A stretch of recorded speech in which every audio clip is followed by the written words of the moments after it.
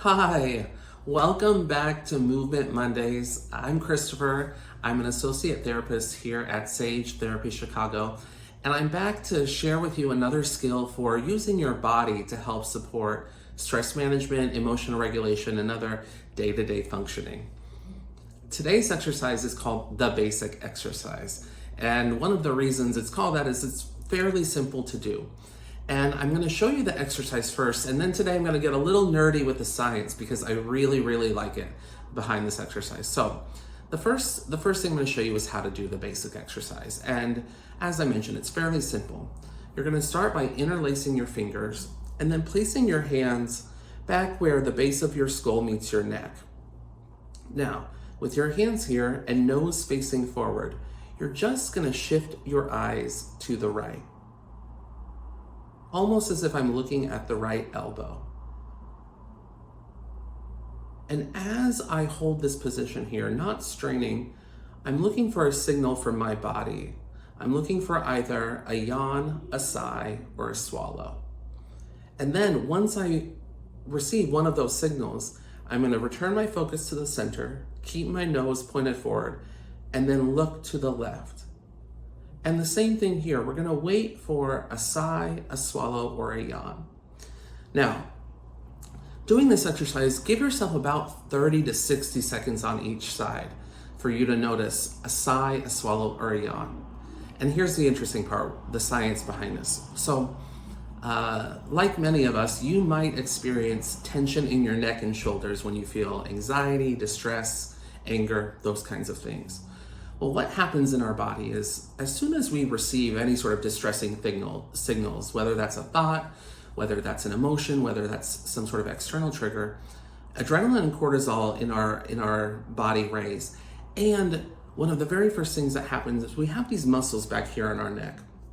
There are 10 of them, 10 suboccipital muscles. And those muscles immediately clench. And when they do that, our top vertebrae, our C1 and C2, rotate. Those muscles clench, they cause the vertebrae to rotate, and that reduces blood flow in 5 very important arteries. Now, those arteries are important because they're providing blood to our prefrontal cortex. This is the area of our brain with calm, regulation, creativity, our values, rational decision making, the part of our brain we really want to be online. But what happens when we feel stress is our muscles tense, those vertebrae shift, and then blood flow is restricted to our calm, regulated part of our brain. It's then going more to our fight or flight sympathetic center or our shutdown parasympathetic. And so what we're doing when we do this exercise is if you take 2 fingers and you just lightly press on the back of your neck where the skull meets the neck and just move your eyes back and forth, you might feel a little flicker of a muscle. Now, what that is 8 of those 10 muscles back there are actually connected to our eye movement. And so in this basic exercise, what we're doing is we're putting our hands back here. This sort of signals to that area of the body that something's going to be going on.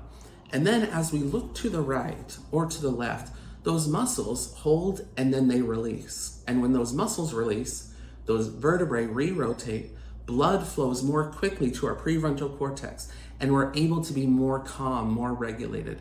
This is essentially the body equivalent of did you restart it? Did you turn it off and on again?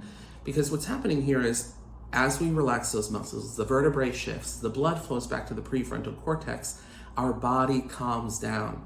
Now, this is why we're looking for a sigh, a yawn, or a swallow. Our body is most relaxed when it's in what we call rest or digest states. And what are signals of those states? Well, for resting, we sigh, we yawn, right? Our body's relaxing. When we're about to eat, we salivate and we swallow. So we're essentially tricking our bodies a bit here by saying, hey body, I notice that you're dysregulated. I notice that we're more in fight or flight or shutdown mode. And what I'm gonna do is I'm gonna get those muscles to relax, to allow more blood to flow to my prefrontal cortex, thereby allowing me to be more calm, more regulated, more engaged, have more creative solutions, approach things with more rationality and decision making, stuff we really want involved in our functioning. So next time you notice yourself feeling a little activated, maybe a jitteriness in your body, muscle tension, See if you can try this basic exercise and give your vagus nerve a little reset. Help that blood flow back to where we're calm and regulated. And then see if you notice your ability to engage and move forward is changed a bit. All right, angels, give it a shot. Let us know how it works for you. Can't wait to see you on our next Movement Monday. Until then, be gentle with yourselves. We'll see you soon.